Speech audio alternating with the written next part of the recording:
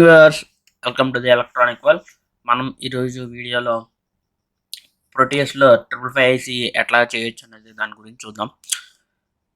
Like నేను ఇది last file అయితే ఓపెన్ చేశాను. దీన్ని మొత్తం డిలీట్ చేసేస్తున్నా. బేసికలీ ఏంటంటే ఈ వీడియోలో మనం 555 గురించి చేస్తున్నాం. ఇది 555 ఏంటంటే ఒక టైమర్ అన్నమాట. దీంట్లో బేస్డ్ అపాన్ పిన్ కాన్ఫిగరేషన్ బట్టి ఇది 3 మోడ్స్లో పనిచేస్తుంది. అది ఎస్టేబుల్, మోనోస్టేబుల్, బైస్టేబుల్. 555 ఇక్కడ ఉంది కదా, 555 అనలాగ్ టైమర్ ఆసిలేటర్ అని చెప్పేసి. ఇది అయితే నేను క్లిక్ చేస్తున్నా. డబుల్ క్లిక్ చేస్తే సెలెక్ట్ అవుతుంది. ఓకే, ఇప్పుడు ఏదైతే పిన్ పెట్టానో, ఓకే, పెట్టిన తర్వాత మెయిన్గా నాకు 2 రెసిస్టర్స్ అనేది కావాలి.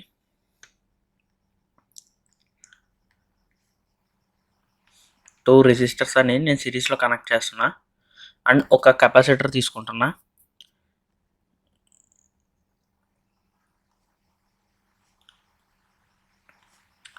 మనం ఏదైనా కెపాసిటర్ తీసుకోవచ్చు, తర్వాత వాల్యూస్ అనేది అడ్జస్ట్ చేసుకోవచ్చు. ఒక కెపాసిటర్ అనేది తీసుకున్నా. ఈ 3 కూడా నేను సిరీస్లో పెట్టాను.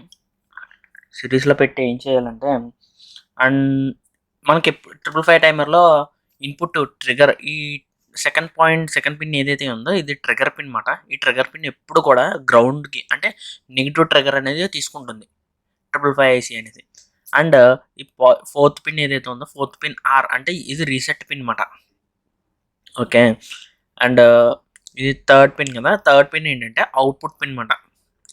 ఓకే, మెయిన్గా మనకి అవుట్పుట్, ఇన్పుట్, అంటే అవుట్పుట్ ఏది, ఇన్పుట్ ఏది అనేది మనం తెలుసుకుంటే సరిపోతుంది. అంటే trigger pin like output, second pin ఏమో ట్రిగర్, అవుట్పుట్ ఏమో 3rd పిన్ మాట. ఇప్పుడు ట్రిగర్ ఎప్పుడు కూడా నెగిటివ్ పల్సెస్లో ఇస్తాము. అండ్ అవుట్పుట్ ఎప్పుడు కూడా పాజిటివ్లో తీసుకుంటామట 555కి వచ్చేసరికి. సో దట్ నేను ఇన్పుట్ ట్రిగర్, ఇప్పుడు నేను ఈ ప్రాజెక్ట్లో ఏం డిజైన్ చేస్తానంటే ఎస్టేబుల్ మోడ్ మాట. ఎస్టేబుల్ మోడ్ ఏంటంటే అది కంటిన్యూషన్గా ఒక క్లాక్ పల్స్ అనేది జనరేట్ చేస్తుంది.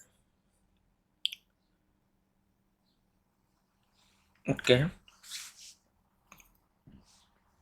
గ్రౌండ్ చేసా. కెపాసిటర్ వాల్యూ వచ్చేసి నేను 100 మైక్రోఫారడేస్ తీసుకుంటున్నా. ఓకే, ఇది R1 రెసిస్టర్, నేను 1K తీసుకున్నా. నేను ఇది వచ్చేసరికి 10K రెసిస్టర్ తీసుకుంటున్నా, R2 అనేసరికి. అండ్ ఇప్పుడు ఎల్ఈడి, నేను బ్లూ ఎల్ఈడి అయితే తీసుకుంటున్నా.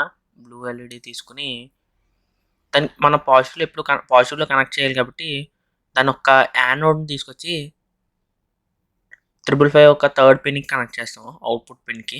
అండ్ క్యాథోడ్ ఏమో డైరెక్ట్గా గ్రౌండ్ చేస్తాము. ఓకే,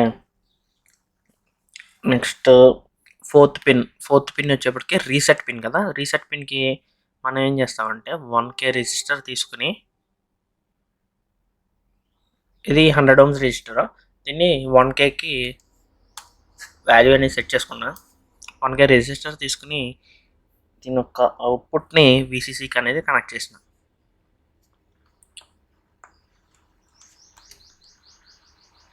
అవుట్పుట్ VCCకి కనెక్ట్ చేసా. ఇప్పుడు ఏంటంటే ఇది ఆటో రీసెట్ అవుతుంది. Next 7th and 6th and 2nd pin ఉందన్నమాట. ఇప్పుడు మనం ఏం చేస్తామంటే ఈ 7th పిన్ ఏదైతే ఉందో, 7th పిన్ని తీసుకొచ్చి ఈ రెండింటికి మిడ్ పాయింట్లో కనెక్ట్ చేస్తా. 6th పిన్ తీసుకొచ్చి R2కి C1కి మిడ్ పాయింట్లో కనెక్ట్ చేస్తా.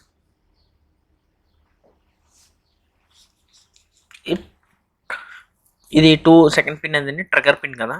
సో దట్ మనం ట్రిగర్ పిన్ వచ్చేసరికి ఇక్కడ కనెక్ట్ చేస్తాం. ఓకే, అండ్ ఇప్పుడు మనం అంతా సర్క్యూట్ అంతా డిజైన్ చేసేస్తాం. అండ్ బ్యాటరీ వోల్టేజ్ వచ్చేసరికి 5 volts ఇవ్వాలి. సో దట్ 555 అనేది 5 volts ఆపరేటింగ్ వోల్టేజ్ అనమాట. అండ్ 5 volts ఇస్తాను. ఇప్పుడైతే present as of now 12 volts ఇచ్చాను. 12 వోల్ట్స్ని నేను అడ్జస్ట్ చేసుకుంటా వోల్టేజ్.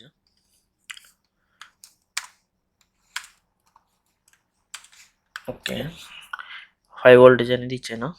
ఇప్పుడు రన్ చేస్తాను.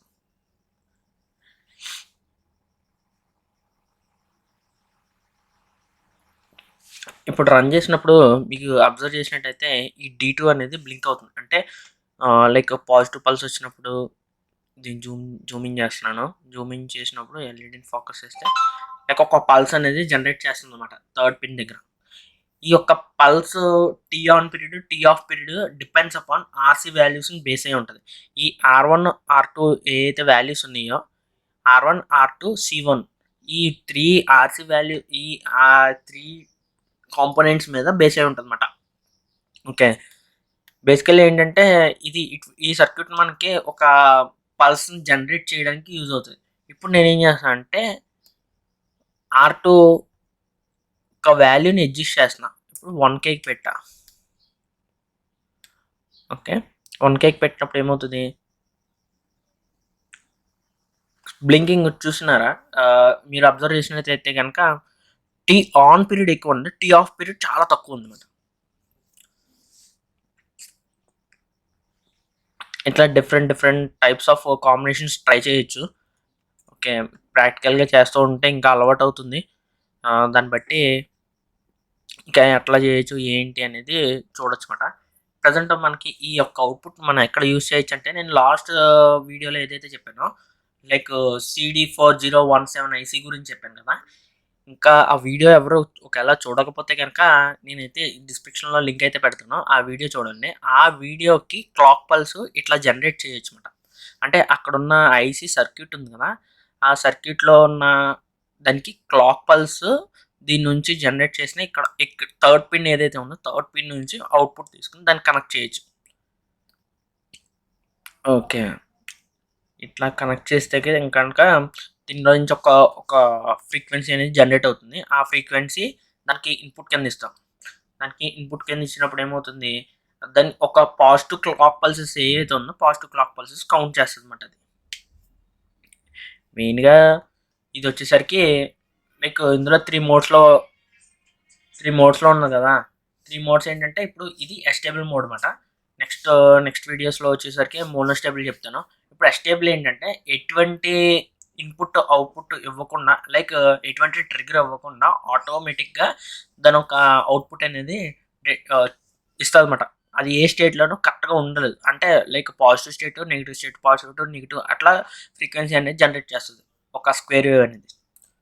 ఓకే, నేను ఇప్పుడు ఏం చేస్తానంటే ఒక ఆసిలోస్కోప్ తీసుకుంటాను. ఆసిలోస్కోప్ తీసుకుని దాని ఒక అవుట్పుట్ ఎట్లా వస్తుంది అనేది కూడా మనం చూడొచ్చు. ఆసిలోస్కోప్కి నేను థర్డ్ పిన్ దగ్గర కనెక్ట్ చేశాను. కనెక్ట్ చేస్తే కనుక ఇప్పుడు స్క్వేర్ వేవ్స్ వస్తుంది కదా.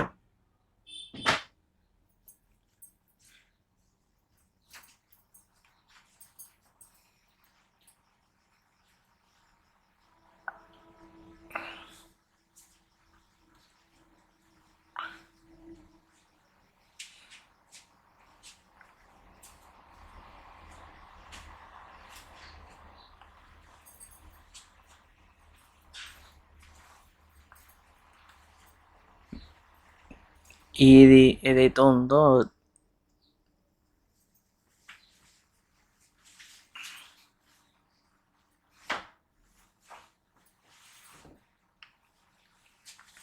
ఓకే, ప్రాక్టికల్గా అయితే సేమ్ ఇట్లానే మనం పెట్టుకున్నది అయితే కనుక ఇక్కడ ఆసిలోస్కోప్ ఏదైతే కనెక్ట్ చేసామో అప్పుడు కనెక్ట్ చేసినప్పుడు దాని ఒక ఫ్రీక్వెన్సీ ఎట్లా అవుతుందని చెప్పేసి మనం చూడొచ్చు. అండ్ ఇంకా ఈ ఎలక్ట్రానిక్ వరల్డ్ ఎవరైతే సబ్స్క్రైబ్ చేసుకోలేదో చేసుకోండి. అండ్ ఇటువంటి మరిన్ని వీడియోస్ కోసం అండ్ సబ్స్క్రైబ్ చేసుకోండి. అండ్ నోటిఫికేషన్ బెల్ అయితే ఏదైతే ఉందో అది క్లిక్ చేయండి.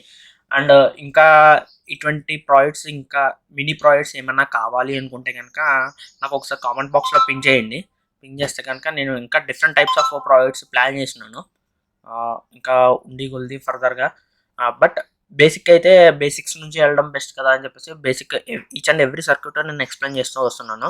నేను ప్రాక్టికల్ ఓరియంటెడ్‌లో యూజ్ చేసిన సర్క్యూట్స్ మాట ఇవి. ట్రయల్ అండ్ ఎర్రర్స్‌లో తెలుసుకున్న సర్క్యూట్స్ మాట ఇవన్నీ.